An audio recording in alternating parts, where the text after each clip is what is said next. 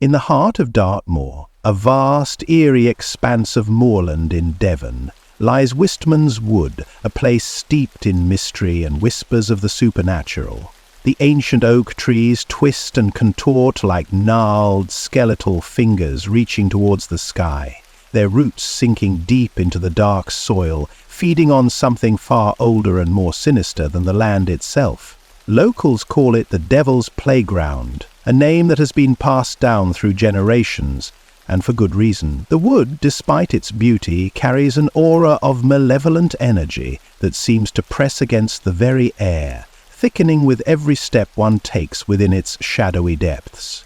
It is said that the forest is not merely a patch of trees, but a living, breathing entity that holds its visitors captive, their souls trapped within the forest's wicked grasp. In the daylight, the woods seem deceptively tranquil, almost serene.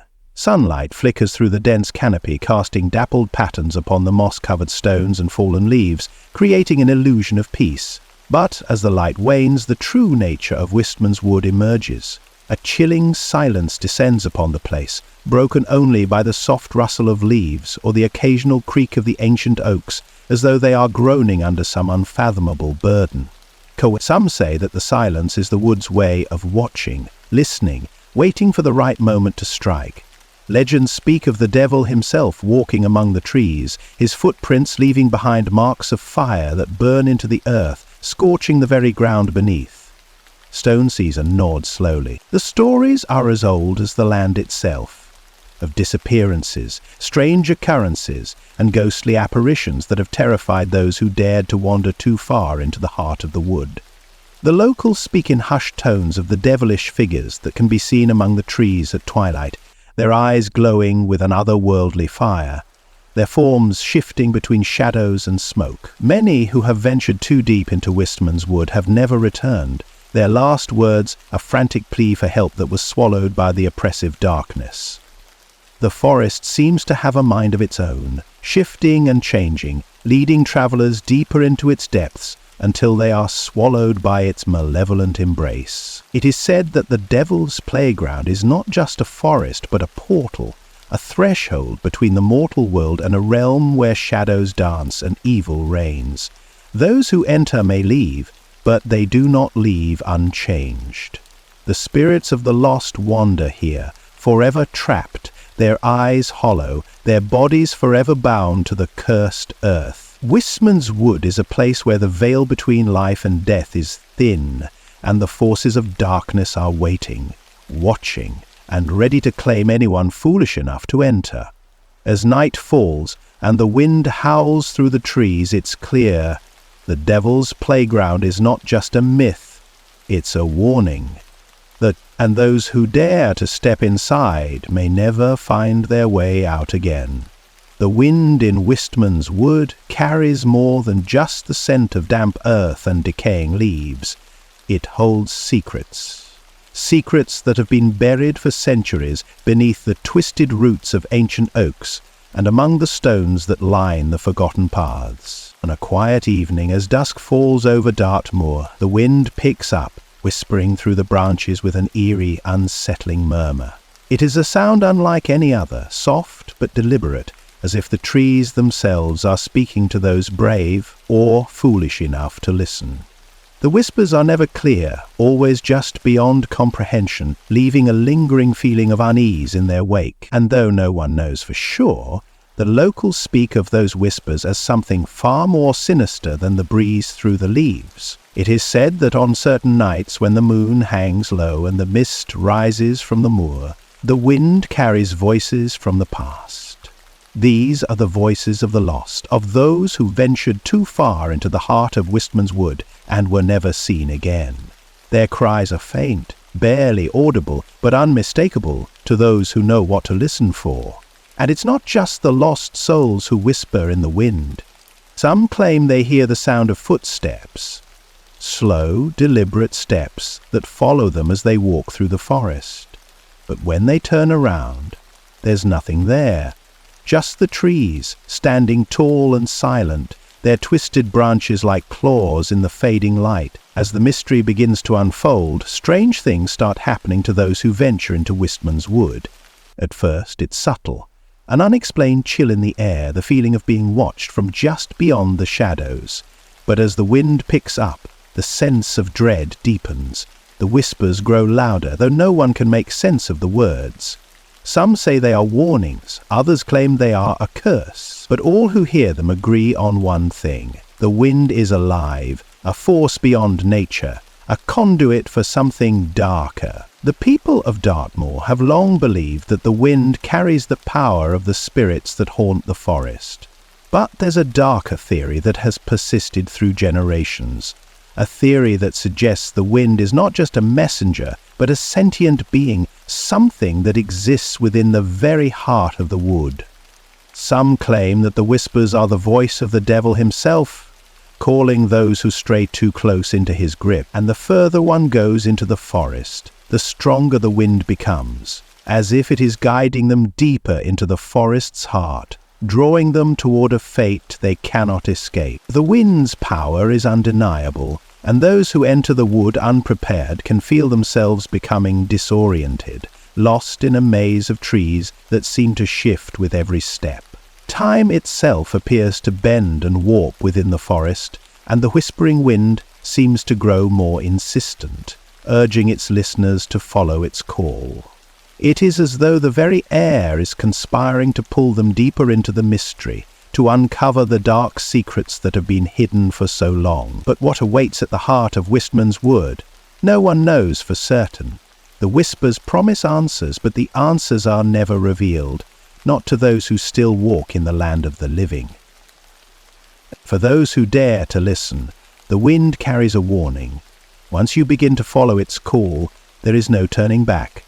The mystery is just beginning, and with every step deeper into the forest, the answers seem to slip further away, replaced by an overwhelming sense of terror that claws at the mind, leaving only the whispers behind. And so, the wind continues its song, a haunting melody that beckons the curious and the brave into the heart of Wistman's wood, where nothing at all can ever be the same again.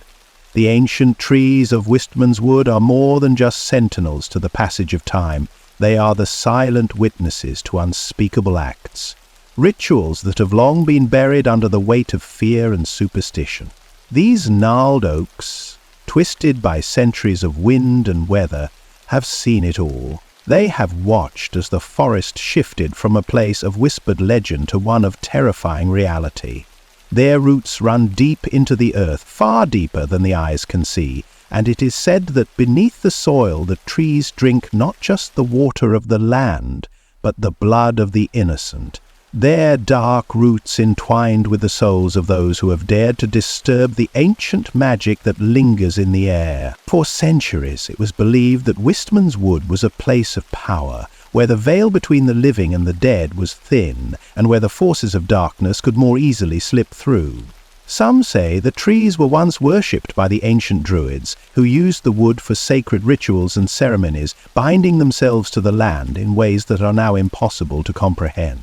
The druids, however, were not the only ones to recognize the dark power of the wood. Over the years, others have ventured into the forest, drawn by the same mysterious force, seeking to unlock its secrets and perhaps harness its ancient energy for themselves. The rituals performed in the heart of Wistman's wood are said to be far darker than anything the druids ever intended. As the wind howls through the forest, it is easy to imagine shadowy figures moving among the trees, their robes flowing like the mist, their hands raised in a silent invocation to the dark forces that dwell within the forest's depths. These rituals, performed under the cover of night, have been the source of many of the legends that surround the place.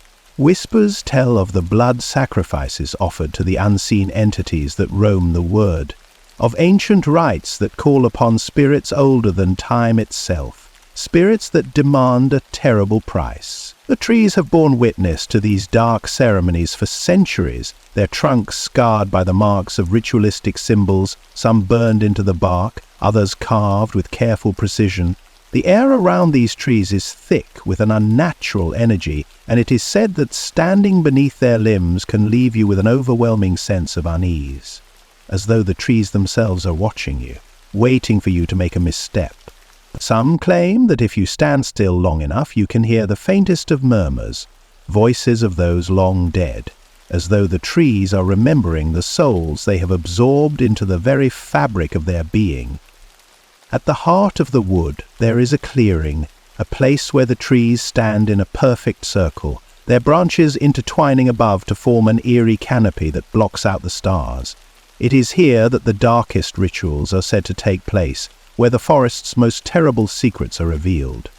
Those who have dared to venture into this forbidden circle speak of feeling an overwhelming presence, as though something is waiting, just out of sight, watching with a malicious intent. The ground here is unnaturally cold, and the air is thick with a sense of foreboding, as though the land itself is alive and aware of your presence. There are rumors of people who have gone missing in this very clearing, their fates sealed by the ancient trees that once stood as passive observers but are now seen as active participants in the forest's dark magic. Some say that those who fall under the sway of the wood become one with it, their spirits trapped forever, bound to the roots of the trees that they once stood beneath. The trees do not forget, and they do not forgive. As the wind picks up, rustling the leaves and bending the branches, it feels as though the trees themselves are alive, as though they are still watching, still remembering. What secrets do they hold? What knowledge have they gathered in their centuries of silent observation? And what price must one pay to uncover the truth hidden within the heart of Wistman's wood? For the answers lie buried deep beneath the forest's twisted roots, hidden among the shadows, guarded by the ancient trees that have borne witness to the darkest of rituals, and they will never reveal their secrets easily. Wistman's wood is not merely a place of darkness. It is a cemetery for the lost, a resting place for souls that were never meant to find peace. The forest is thick with an eerie silence, broken only by the occasional rustle of leaves or the mournful sigh of the wind. Yet, if one listens closely, they might hear something else. A faint echo, like a distant cry for help, drifting through the air. The lost souls of Wistman's wood are said to roam its shadowy depths, trapped between the realms of the living and the dead, forever seeking an escape they can never find. These are the souls of those who ventured too far into the forest, drawn by its dark power, and never return. It is said that when the moon is full, the spirits of the damned are more active, their cries filling the air like the soft wail of a windstorm. These souls are not at rest, their tormented voices drifting on the breeze, pleading for release, for redemption, for a way out of the forest that has claimed them as its own. The whispers grow louder as night deepens, and it becomes impossible to distinguish the cries from the wind itself. Some claim that if you venture deep enough into the wood, you can hear the soft steps of the lost souls as they shuffle through the underbrush, forever trapped in their endless wanderings. And if you listen too closely, you might feel their cold, unseen hands brush against your skin. The souls of Wistman's wood are not bound by the rules of the living world. They appear and disappear at will, flickering in and out of sight like shadows in the moonlight. Some have described seeing figures moving between the trees, their forms barely discernible, only their hollow eyes and twisted faces visible in the pale light. These souls are not just lost, they are angry.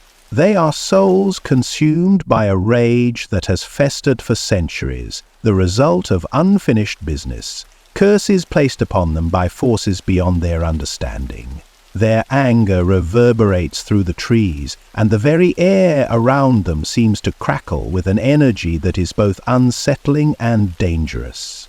The restless spirits are not alone in their suffering. It is said that some of these lost souls are the remnants of those who performed dark rituals in the forests. Their own evil deeds condemn them to an eternity of wandering. The blood they spilled in the name of power or greed now stains the very earth they once sought to control. The spirits of these cursed souls are bound to the forest, their tormented cries filling the night air as they search for a way to atone for their sins. But the forest gives them no answers, no peace, The trees stand silent, watching as the souls drift past, unable to help or interfere. On certain nights, when the air is thick with mist and the moon is obscured by clouds, the lost souls of Wistman's Wood gather in the clearing at the heart of the forest. It is said that when they come together, their voices merge into a chorus of despair, a collective wail that rises from the very depths of the earth. Those who have dared to wander into the clearing during these times report feeling an overwhelming sense of dread, as though the souls are calling to them, beckoning them closer. They describe the sensation of being surrounded by hundreds of unseen figures, their presence palpable, their cold fingers brushing their skin. It is said that if you listen long enough, you can hear your own name whispered on the wind, a terrifying reminder that the lost souls are not just wandering the woods, they are watching you, waiting for you to make the same fatal mistake they once made. The first temptation, as the souls' voices fade into the distance, the wind picks up once more, carrying with it the lingering echoes of the damned. For the lost souls of Wistman's Wood, there is no escape, no end to their suffering. They are trapped, forever bound to the forest by their own actions, doomed to repeat the endless cycle of torment for all eternity. And as the wind howls through the trees, it is easy to imagine that their cries will never cease, that they will continue to wander the darkened depths of the wood, their tormented whispers forever echoing through the night, reminding those who dare to enter that in Wistman's Wood no soul is ever truly lost. At least, not in the way you might think. There are paths in Wistman's Wood that no one should ever tread, paths that lead deeper into the heart of the forest, beyond where the trees begin to thin and the air grows heavier, thick with the weight of forgotten history and the presence of something darker. These are the forbidden paths, the ones that are marked only by the faintest traces of footprints left by those who have dared to venture into the abyss and never return. It is said that these paths do not exist for the unwary, but for those who are drawn to them, whether by fate or by their own curiosity, they lead only to madness, to a place where the laws of reality no longer hold sway. The forbidden paths are known to shift, to change, like living things that twist and turn on themselves, leading wanderers in circles until they are hopelessly lost. Some say the trees themselves guide you, their branches moving as though they are reaching for something, coaxing you deeper into the woods. As you walk these paths, you may feel an unnatural chill settle over you, a cold that seeps into your bones, one that is not just of the physical world, but of something much more ancient, something that has been waiting for centuries to be awakened. It is said that these paths are not merely ways through the forest, they are doorways, thresholds between this world and something far worse. What lies beyond the trees is not for human eyes, and once you step onto the forbidden path, there is no turning back. Those who have followed the path speak of a strange stillness, as if the world itself holds its breath, waiting for something to happen. The air grows thicker as the forest darkens, pressing in from all sides until it feels as though the trees are closing in, trapping you within their twisted embrace. The very ground beneath your feet seems to shift, and the further you walk, the less certain you become of what is real. Is the rustling of leaves the wind, or is it something following you?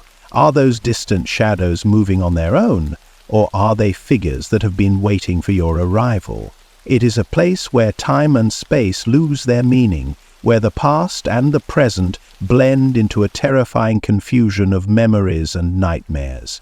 Some who have followed the forbidden path have claimed to see things that cannot be explained, figures that seem to flicker in and out of existence, their faces obscured by shadows or covered by hoods, their movements swift and unsettling.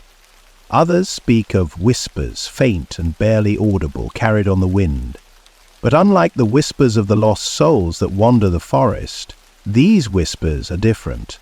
They are not calls for help. No, these whispers are cold, malevolent, as though they are beckoning you forward, urging you to come closer to the heart of the darkness. As you follow the path, you may begin to notice the trees growing more twisted, their bark dark and slick with something that isn't just rain. It is as if the trees themselves are bleeding, their wounds open and raw, and the air is thick with the scent of decay. The farther you go, the more oppressive the atmosphere becomes, until it feels as though the very forest is alive, breathing, watching, waiting for something, perhaps for you to make that final, fateful step. At the end of the path, there is no clear destination, only an overwhelming sense of dread, as though you are standing on the edge of something far more terrifying than you could ever imagine. It is said that those who reach the end of the forbidden path find themselves at the very edge of the abyss, a place where the rules of nature cease to apply, and the boundary between life and death is blurred. The darkness here is absolute, so thick that it feels as though it is pressing against your chest, crushing the air from your lungs. And standing in the midst of it, there is a presence, something ancient and hungry, something that has been waiting, patient and silent, for you to come to it. The forbidden path is not meant for human feet. It is a route to the unknown, a place where those who venture too far become part of the forest's twisted history, their souls claimed by whatever lurks in the depths.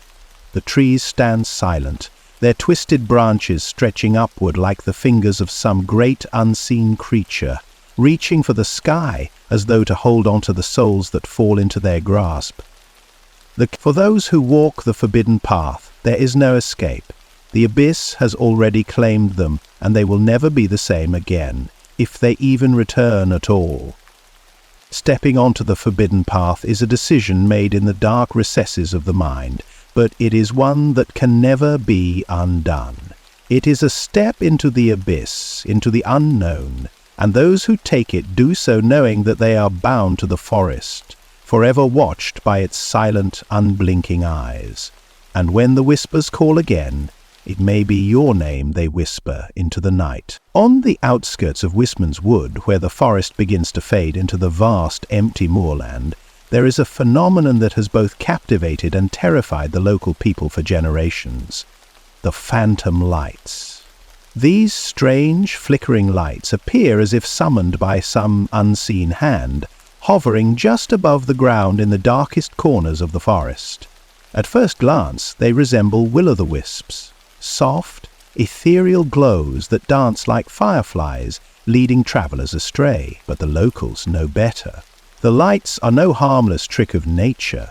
They are an omen, a harbinger of something far more sinister, something that has been tied to the forest's dark past for centuries. The lights appear on the clearest of nights when the moon is high and the stars burn cold in the sky.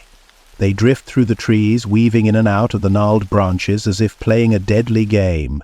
Some say they are the spirits of the forest, trapped in their eternal wanderings, trying to find their way home, while others believe they are something far darker, something that feeds off the fear of those who are foolish enough to chase after them. But no matter the theory, one truth remains: to follow the lights is to invite disaster. The first person to follow the lights was said to have been a traveller, a man who came to Dartmoor seeking to explore the forest's hidden corners. He had heard the legends, of course, but he was not one to believe in tales of ghosts and spirits. So, when the lights appeared one foggy night, he thought nothing of it. They were beautiful, he thought, and he followed them without hesitation, convinced that they would lead him to some hidden treasure or secret within the wood. But as the night wore on, the lights began to move faster, darting further into the depths of the forest, teasing him with their flickers. The further he went, the darker the woods became. The trees seemed to close in around him, and the air grew thick with the scent of damp earth and something far more unpleasant. Soon the lights were no longer the playful, flickering orbs they had been. Now they seemed to draw closer, growing in intensity until they were burning bright in the night, illuminating the forest like some otherworldly fire. The man tried to stop, to turn back, but the lights beckoned him forward, and against his better judgment he followed. It was then that the man heard it, the sound of footsteps, slow, deliberate and heavy, as though something was walking just behind him. He spun around, but there was nothing there. The lights continued to dance in front of him, but now they seemed more like eyes. Eyes that watched him with a cold, unfeeling gaze. The air turned colder still, and the man's breath came out in clouds of mist. He had heard the stories, but now he could feel them closing in around him, wrapping themselves around his heart like a vice. He began to run, but the lights were faster now, leading him further into the depths of the forest, until at last he collapsed, his breath caught in his throat, unable to move. When the villagers found him the next morning, his eyes were wide open in terror, and his face was twisted in a rictus of fear. His body was cold to the touch, and his heart had stopped beating. His mouth opened in a silent scream, but no sound came out. The lights had claimed him, just as they had claimed countless others before him, and as they buried him, the villagers whispered that the man's death was not by natural causes, but by the will of the phantom lights, which had been drawn to him to all who would dare to follow them, leading them to their doom. Now, the lights still appear in the woods, beckoning to those who are lost or curious enough to wander too far. They are a warning, a sign that something is watching, something that has been waiting for centuries to claim the souls of those foolish enough to follow the path of light. They flicker on and off, seeming to call out to anyone who might be near, urging them to come closer. But to step into their glow is to step into a trap, for once you are within their reach, there is no escape. It is said that the lights will appear when they sense death is near, when someone is about to pass from this world into the next. They serve as an omen, a sign that the time has come for someone to be taken. They flicker, dancing in the air as though mocking the living, as if to say, "You are not safe, you are not beyond our reach." And the more one tries to flee from them, the more they are drawn to the lights, helpless against the pull of their twisted power. Wistman's Wood has long been a place of fear, its dark corners and twisted trees hiding more than just the remnants of ancient rituals or restless spirits. In the depths of the forest, beneath the canopy of knotted branches and tangled vines, there is something far darker than the wind, the trees, or even the ghosts that roam the wood. It is an unseen presence, something that has watched over the forest for centuries, its gaze as cold and unfeeling as the darkness it inhabits. The villagers speak of it in hushed whispers, a shadow that moves between the trees, ever present, yet never fully visible, always lurking just out of sight. Those who have ventured into Wistman's Wood at night speak of an overwhelming sense of being watched, an eerie feeling that grows stronger the further they walk. At first it is subtle, a feeling that something is not quite right, an unsettling sensation that prickles the skin like a cold breeze. But as the night deepens, that feeling intensifies, and the shadows seem to grow darker, more oppressive. It is as though the forest itself is alive, breathing, and the thing that watches from within it is waiting for something, a movement, a sound, a heartbeat, to reveal its presence. Some have described the feeling as though someone or something is walking just behind them, following every step they take, but when they turn around, there is nothing there. The air grows thicker and the trees seem to close in, their twisted branches reaching out like fingers brushing against the skin, as if trying to draw you closer. The presence is everywhere, yet it is never fully seen. Its movements always just beyond the edge of your vision. It is said that the longer you stay in the woods, the more the feeling of being watched intensifies, until it becomes impossible to ignore. You can feel it. Something dark, something ancient, something that has been waiting for centuries to be acknowledged. The villagers speak of it in riddles, for fear that to speak its name would summon it into the world. They call it the Watcher, a silent, unseen entity that resides in the very heart of Wistman's Wood. Some say it is the spirit of an ancient being, a creature that once ruled over the land with an iron grip, its power so great that it could manipulate the very fabric of reality. Others believe it is something far older, something that predates humanity itself, an entity born of the forest's primordial darkness, an eternal presence that feeds off the fear and dread of those who enter its domain. What is certain, however, is that the Watcher does not reveal itself easily. It moves through the forest like a shadow, never making a sound, never leaving a trace. It is said that those who attempt to find it will never succeed, for the watcher is not interested in being discovered. It is content to remain hidden, watching, waiting, always present but never seen. But its presence is undeniable. It is a constant in the forest, a force that lingers in the air, in the shadows, in the very earth beneath your feet. There are those who claim that the watcher is not merely a presence, but a force that can influence the minds of those who enter its realm. It is said that the longer you stay in Wistman's Wood, the more you begin to hear things, whispers that seem to come from nowhere, voices calling your name, promises of things long forgotten, desires you never knew you had. You should really have been prepared for it. Look at that scarecrow that happened to you. I beg your pardon. Some have been driven to madness by the relentless whispers, their minds slowly unraveling as they become consumed by the forest's dark influence. Others have claimed to see flashes of movement out of the corner of their eyes, shadows that dart between the trees just before they vanish into nothingness. The watcher is not a being that can be understood. It does not follow the rules of nature or the laws of time. It exists outside of human comprehension, a force that has no beginning and no end, an entity that has watched over the land long before the first footsteps of mankind ever touched its soil. Some say it is a guardian, an ancient protector of the forest, while others believe it is a predator, waiting for the perfect moment to strike. But one thing is certain, the watcher is never far away. It moves through the shadows, watching, waiting, always present but never seen. And for those who dare to venture too deep into the woods, there is a price to pay, for no one who has encountered the watcher has ever returned unchanged. Some never return at all, their bodies found, but their minds lost to the whispers that drove them mad.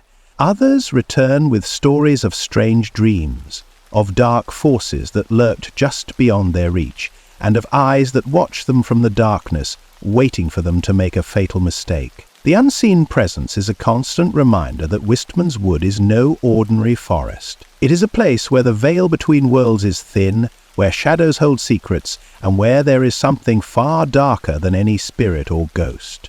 The watcher waits in the silence, a presence that can never be understood, only feared. And as long as the forest stands, so too will the watcher, hidden in the shadows, waiting for the next soul foolish enough to wander too deep into its domain. Wistman's Wood is a place where legends are born, where the boundaries between reality and nightmare blur, and where the line between life and death becomes almost indistinguishable.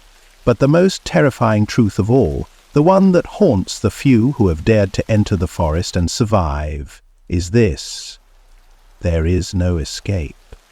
Once you step into Wistman's Wood, once you cross its threshold, the forest claims you, body and soul. And no matter how fast you run, no matter how hard you fight to find your way out, the forest will not release you. Escape is impossible. It begins innocently enough. You enter the forest, perhaps out of curiosity, perhaps to explore the unknown, or perhaps because you feel drawn to its dark beauty. The trees rise high above you, their twisted branches reaching out like skeletal hands, their leaves thick and dark, blocking out the light. The air is heavy with the scent of damp earth and decay, and the silence presses in on you like a physical weight. At first, you feel the thrill of adventure, the rush of stepping into a place so steeped in mystery and fear. But that feeling does not last. The deeper you go, the more oppressive the atmosphere becomes. The trees close in around you, the path grows narrower, and soon the forest seems to swallow you whole. It is then that you begin to feel it, the presence of something watching you from the shadows. At first, it is a vague sense of unease, a nagging feeling at the back of your mind, but soon it becomes undeniable. You hear the sounds of footsteps behind you, faint at first but growing louder with each passing moment. When you turn around, you see nothing. Only the dark expanse of trees and shadows. But the footsteps do not stop. They follow you, moving in time with your own, as if something is stalking you through the forest, waiting for you to make a mistake. As you walk, you begin to notice something strange. Every path you take seems to lead you in a circle. You retrace your steps, but the forest is not the same. The trees are different now, twisted and gnarled, their bark dark and slick, as though they have shifted in the time it took you to walk away. You look for a way out, but there is none. No matter which direction you choose, you find yourself back where you started, standing in front of the same trees, the same shadows, the same silence. The forest has taken hold of you, and now it will never let you go. The panic sets in slowly, creeping up your spine like a cold hand. You run, but the forest only seems to grow darker and more oppressive with each step. The air grows thicker, the ground beneath your feet becomes treacherous, and soon you are lost. Truly lost, with no sense of direction, no hope of finding your way back to where you came from. The shadows close in around you, pressing tighter with every passing moment, until it feels as though the very trees are suffocating you. The truth begins to dawn. You are not merely lost, you are trapped. The forest is alive, and it has no intention of letting you go. The trees are not just silent witnesses to your fate, they are part of the trap. The forest shifts and moves in ways that defy the laws of nature, bending the world around you until you can no longer tell which way is up or down. The path you thought you saw behind you disappears, and the one in front of you leads you deeper into the darkness. The more you struggle, the more you become entangled in the web of Wistman's wood. There is no escape. As the hours stretch on, the forest begins to take on a more sinister nature. The whispers start. At first, they are faint, just the rustling of leaves or the snap of a twig beneath an unseen foot. But as time passes, the whispers grow louder, more distinct. They are not the sounds of nature, of animals or wind. These whispers are words, and they are calling to you. They speak your name in voices that are not your own, voices that seem to come from all around you, echoing in the trees, in the shadows, in the very earth beneath your feet. You try to drown them out, but they persist, growing louder and more frantic, until they are all you can hear. And then you begin to see them. The figures that move between the trees, their faces hidden in the darkness. They are not human, not entirely, and yet they are not wholly something else. They are twisted, unnatural, their forms half seen in the shifting light. Their eyes gleam like embers, cold and unblinking, watching you from the shadows, waiting for you to make the wrong move. They do not approach, but they are always there, just out of reach, their presence like a weight on your chest, suffocating you. They know what you are thinking, what you fear, and they are waiting for you to make the final mistake. You try to scream, to call for help, but your voice is swallowed by the darkness. No one will hear you. No one will come. Wistman's wood does not allow escape. It does not allow rescue. It is a place where souls are trapped, where time bends and breaks, and where those who enter never leave. The forest has claimed you, and now you belong to it. When the first rays of dawn begin to pierce the sky, you realize the truth. The forest does not let go. No matter how hard you try, no matter how many steps you take, no matter how much you run, there is no escape. The forest will always find you. It will always bring you back.